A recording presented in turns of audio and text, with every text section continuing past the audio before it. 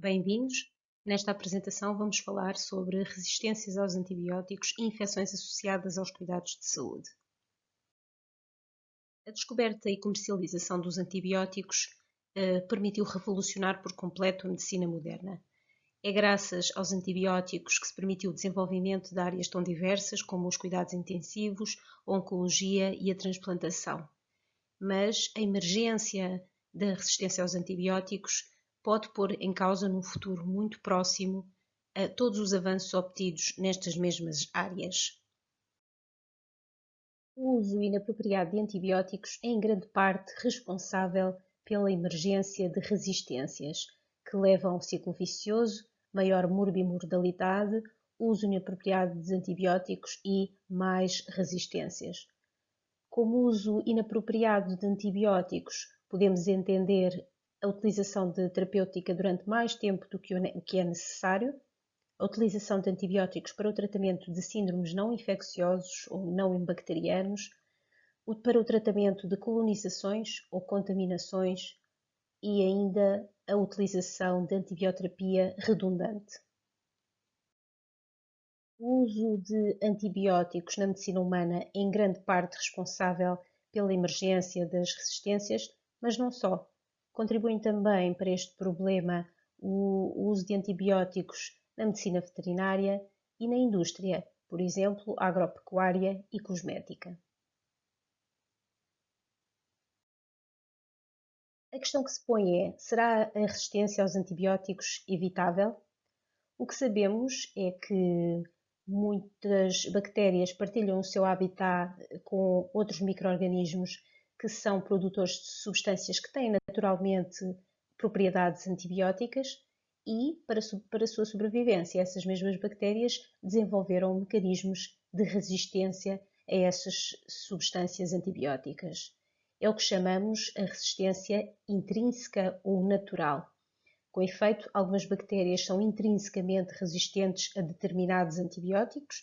É o caso, por exemplo, das bactérias gram-negativo, que são resistentes à vancomicina, cuja dimensão molecular não permite a penetração na membrana das bactérias gram-negativo. Os anaeróbios, que são intrinsecamente resistentes aos aminoglicosídeos, e os enterococos, intrinsecamente resistentes às cefalosporinas.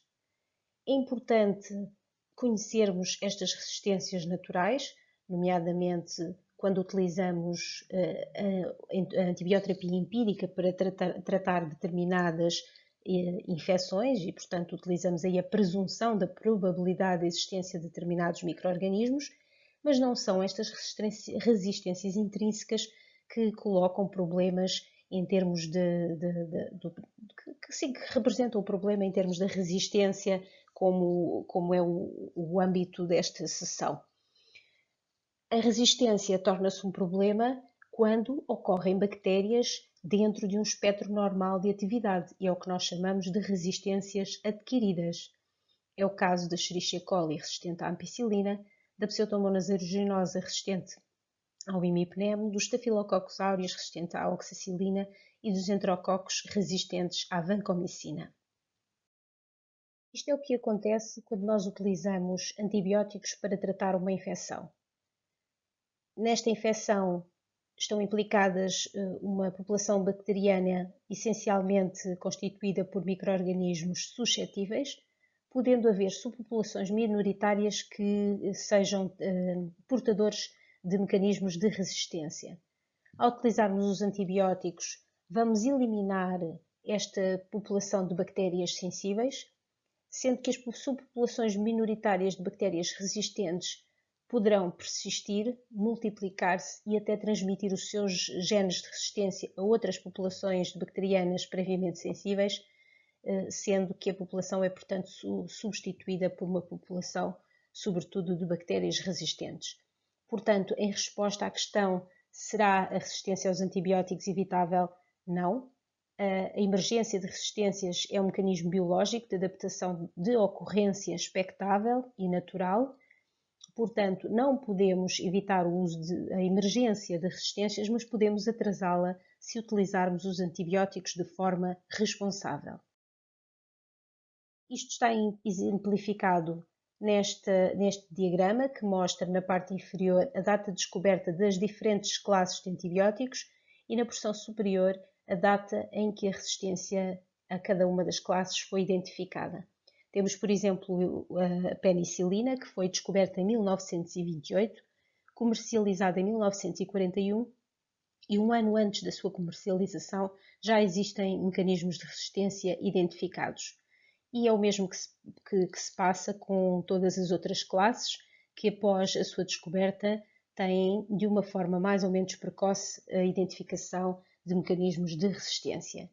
Isto é gravíssimo se pensarmos que nos últimos 30 anos não foi introduzida nenhuma nova classe de antibióticos.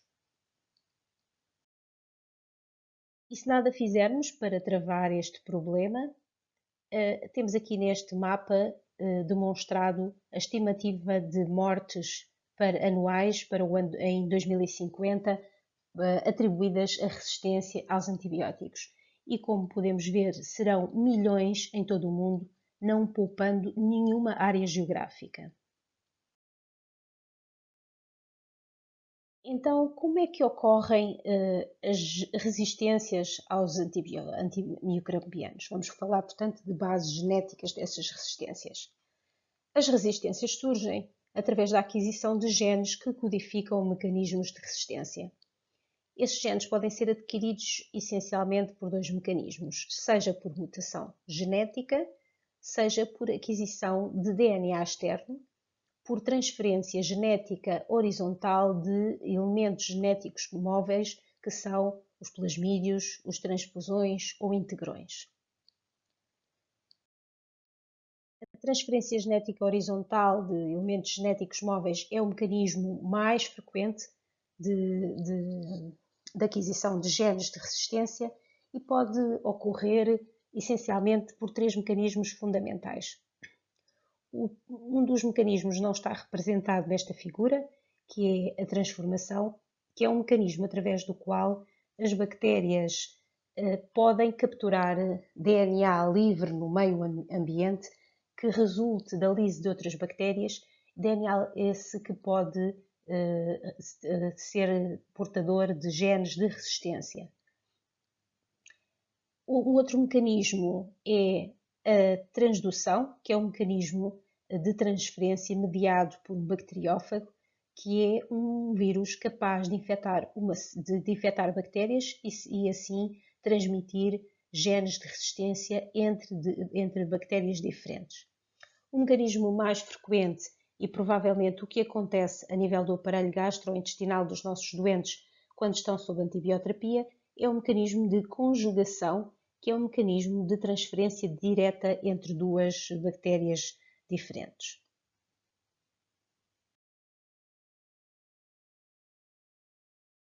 De que forma é que estes mecanismos genéticos se traduzem em mecanismos de resistência? Vamos falar, portanto, de mecanismos bioquímicos de resistência.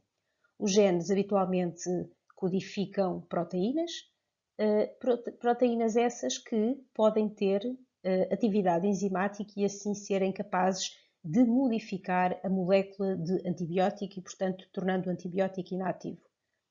Isto pode ocorrer por dois mecanismos fundamentais, seja por indução de alterações químicas na molécula de antibiótico, por exemplo, através da acetilação, ou fosforilação ou adenilação, seja através da destruição da molécula de antibiótico, que é o caso das beta-lactamases. Um segundo mecanismo é através da redução da penetração ou efluxo do antibiótico da bactéria. A redução da penetração pode ocorrer seja por diminuição da permeabilidade da membrana, por alteração da constituição da membrana, seja por alterações nas purinas, que são canais específicos que os antibióticos podem utilizar para entrar dentro das bactérias. Por outro lado, pode haver hiperexpressão de bombas de efluxo, que são canais que são responsáveis pela extrusão ativa da molécula de antibiótico do interior da bactéria. Um terceiro mecanismo é a alteração ou bypass do alvo. Mais uma vez, as enzimas podem ser capazes de sintetizar proteínas, por exemplo, que vão proteger e impedir a ligação dos antibióticos ao seu alvo, ou induzir alterações bioquímicas no alvo, através também da acetilação, fosforilação ou adenilação, e, mais uma vez, impedir a ligação da molécula de antibiótico. Por outro lado, pode ocorrer uma substituição completa do alvo ou bypass deste, portanto, tornando aquele alvo da atuação do antibiótico irrelevante para o metabolismo da bactéria. Isto é o que está representado nesta figura, em que temos a inativação enzimática, seja através da destruição da molécula de antibiótico ou da indução de alterações bioquímicas na estrutura do antibiótico, a diminuição da permeabilidade da membrana celular, impedindo, portanto, a entrada da molécula de antibiótico, a hiperexpressão de bombas de efluxo, capazes, portanto, de provocar a extrusão ativa das moléculas de antibiótico no interior da célula, ou a modificação do alvo. Naturalmente que isto não é assim tão simples. Com efeito, a resistência a uma classe de antibióticos pode ser conseguida por várias vias metabólicas que podem coexistir. Por exemplo, a resistência às fluoroquinolonas pode ser conseguida através da mutação dos genes que codificam o sítio-alvo, que é a DNA girase ou a topoisomerase, por hiperexpressão de bombas de efluxo ou ainda por proteção do alvo por uma proteína que é designada QMR. Por outro lado, algumas espécies de bactérias preferem determinados mecanismos de resistência. Por exemplo, no que respeita às bactérias gram-negativo, o principal mecanismo de resistência aos beta-lactâmicos é a produção de beta-lactamases. Já nas bactérias gram-positivo, o principal mecanismo de resistência aos beta-lactâmicos é por modificação do alvo, que são as Penicillin Binding Proteins, ou designadas as PBPs.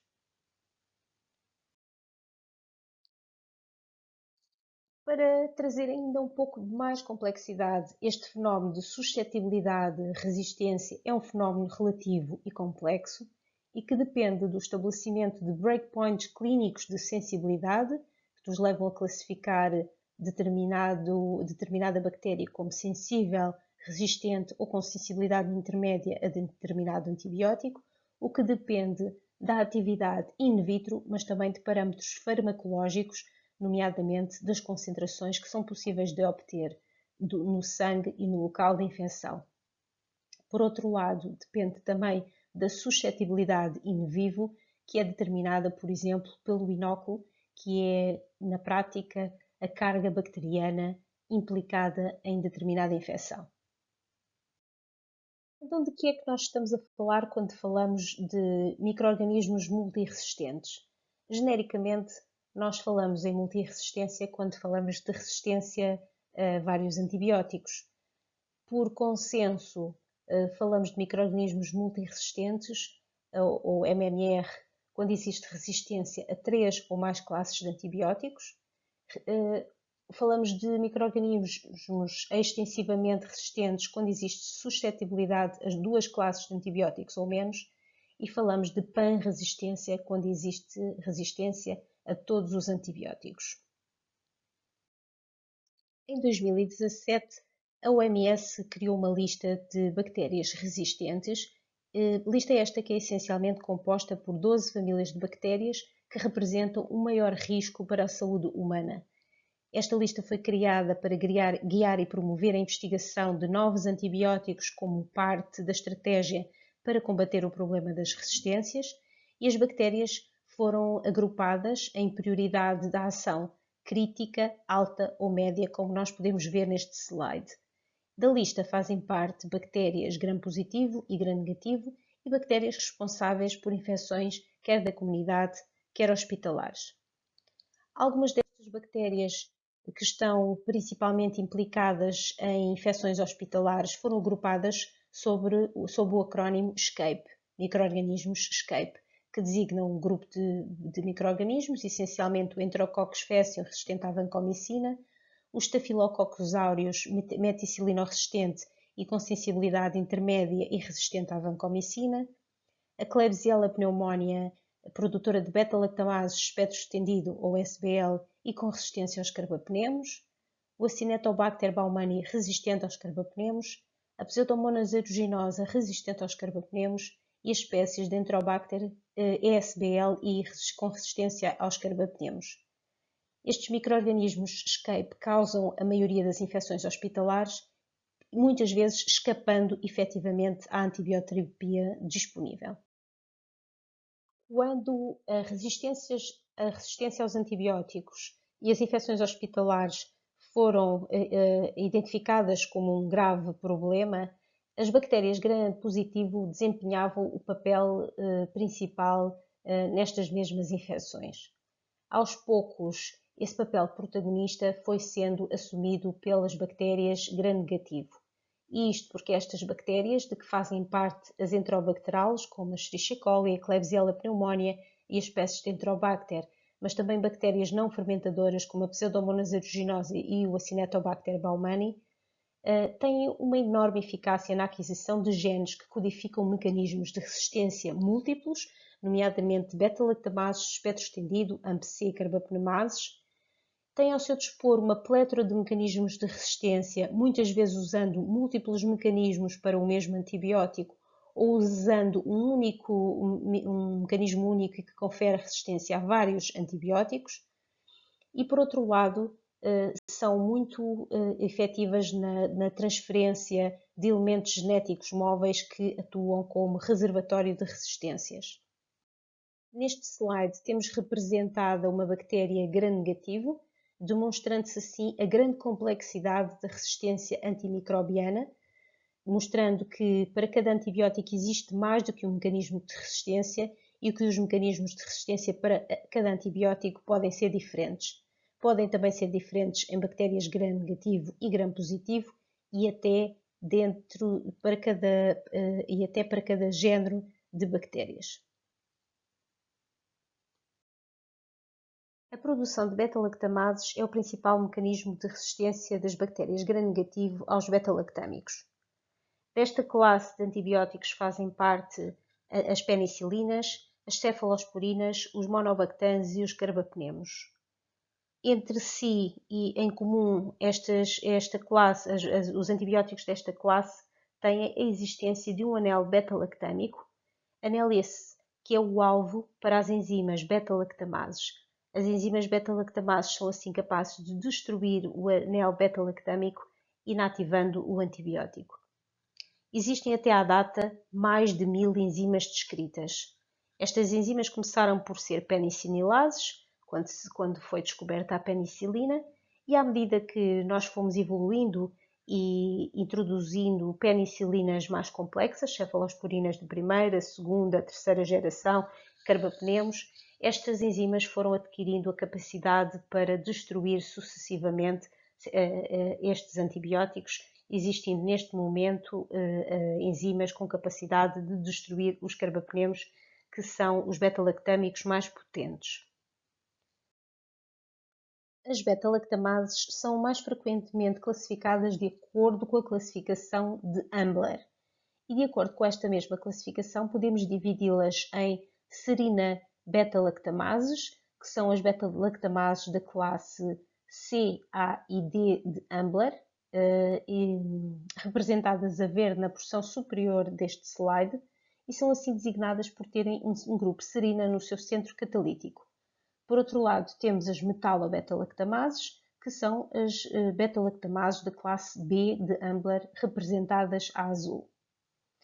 Da classe C de Ambler fazem parte enzimas com atividade de beta-lactamase espectro estendido, do que o exemplo clássico é a AMP-C.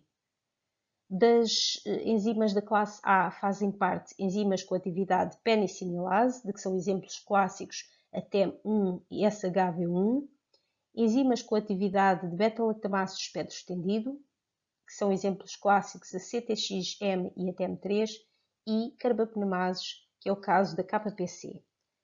Importante aqui referir que KPC é a designação para uma beta-lactamase descrita inicialmente na bactéria Klebsiella pneumoniae e, portanto, designa a Klebsiella pneumoniae carbapnemase e não Klebsiella produtora de carbapnemases, como muitas vezes é descrito. Com efeito, esta enzima KPC atualmente é encontrada na Klebsiella pneumoniae, mas pode também ser encontrada noutras bactérias. As enzimas da classe D de Ambler têm essencialmente atividade de beta-lactamase de espectro estendido, que são as enzimas OXA, nomeadamente a OXA11, e carbapnemases como a OXA23 e a OXA48. As enzimas da classe B de Ambler são essencialmente, ou têm essencialmente atividade de carbapnemases, de que são exemplos clássicos a enzima IMP, VIM e NDM. As beta-lactamases de espectro estendido das classes A e D de Ambler são potencialmente inibidas pelo ácido clavulânico ou tazobactam, o que significa que quando existe sensibilidade a estas bactérias, quando existe sensibilidade a estes antibióticos, estas bactérias potencialmente poderão ser tratadas com associações contendo ácido clavulânico ou tazobactam. Já as enzimas da classe B de Ambler são inibidas pelo EDTA, que é um quelante do íon zinco. Esta classificação é um pouco complexa, mas importa essencialmente reter os seguintes conceitos. De que é que falamos quando falamos de beta-lactamases de espectro estendido ou ESBLs? Falamos de enzimas beta-lactamases que têm capacidade de hidrolisar penicilinas, mas cuja característica-chave é a hidrólise das cefalosporinas de terceira geração. A maioria destas enzimas, como vimos, pertence à classe A de Ambler e são geralmente inibidas pelo ácido clavulânico ou pelo tazobactam, o que as distingue da enzima AMP-C da classe C de Ambler. Existe ainda um subgrupo na classe D, que são as enzimas OXA. Estas enzimas estão habitualmente associadas a determinantes genéticos associados a plasmídios, muitas vezes causando corresistência a outros antibióticos, como aminoglicosídeos e quinolonas. E de que é que falamos quando falamos de carbapnemases? Falamos de beta-lactamases que têm capacidade de hidrolisar os carbapnemos, que são os beta-lactâmicos mais potentes. A produção de carbapnemases é o mecanismo mais frequente de resistência aos carbapnemos, mas é importante sabermos que não é o único. Essencialmente, as enterobacteriáceas, e porque é um mecanismo que é mais frequente em enterobacteriáceas resistentes aos carbapnemos, que aqui designadas neste slide ERC, podem dever-se quer à produção de carbapnemases, e portanto falamos de enterobacteriáceas produtoras de carbapnemases ou EPC, ou podem ser ou podem dever-se ainda à produção de enzimas ESBLs e alterações da permeabilidade da membrana. Mas, como falei, o mecanismo mais frequente de resistência aos carbapnemos nas enterobacteriáceas é por produção de carbapnemases. Existem essencialmente três grupos: as enzimas KPC da classe A de Ambler, as metalobeta-lactamases, que são as da classe B de Ambler, em que falamos essencialmente das enzimas NDM, VIM e IMP, e as enzimas OXA, na classe D, sendo a OXA48 a mais frequente nas enterobacteriáceas. Nos últimos anos, o que temos verificado é que existe um número crescente de micro-organismos multiresistentes. E os micro-organismos multiresistentes têm também uma importância crescente nas infecções associadas aos cuidados de saúde. Isto porquê?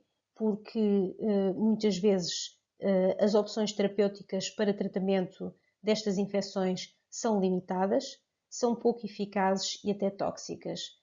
Com efeito, sendo estes micro-organismos resistentes aos antibióticos convencionais, as opções que nos restam são muitas vezes opções como a colistina, aminoglicosídeos, que sabemos que são nefrotóxicos, ou a tigeciclina, um antibiótico com perfil farmacocinético, farmacodinâmico pouco previsível.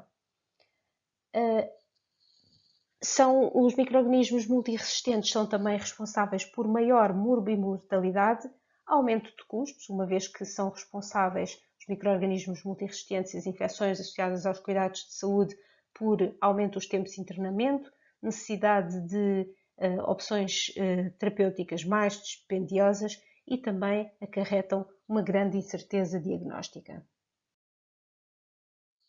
É importante conhecermos os fatores de risco para micro-organismos multiresistentes, nomeadamente colonização ou infecção prévia por micro-organismos multiresistentes, história de antibioterapia prévia, nomeadamente quinolonas, cefalosporinas de terceira geração ou carbapenemos, história de internamento ou institucionalização prévias, nomeadamente em unidades de cuidados continuados, estadia prévia em unidades de cuidados intensivos, história de cirurgias ou procedimentos invasivos prévios, doentes portadores de feridas crónicas, nomeadamente escaras ou úlceras de pressão, portadores de estomas ou ainda de dispositivos invasivos, nomeadamente algália, doentes imunodeprimidos e transplantados, dialisados crónicos, doentes com deficiente estado geral e elevado grau de dependência e história de estadia em áreas com elevada prevalência.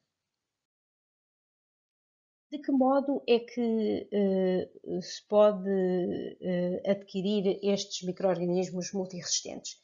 Essencialmente, eles podem ser adquiridos quer por transmissão cruzada entre doentes, profissionais de saúde, o ambiente e o equipamento, e nesta fase, em termos de prevenção, importam sobretudo as medidas de controle de infecção, nomeadamente a higiene das mãos, as precauções baseadas nas vias de transmissão, sobretudo precauções de contacto, que são as principais vias de aquisição destes micro-organismos, a colocação dos doentes em coorte, com staff dedicado, a limpeza do ambiente, a detecção de portadores assintomáticos e a aplicação de protocolos de descolonização quando estes existem.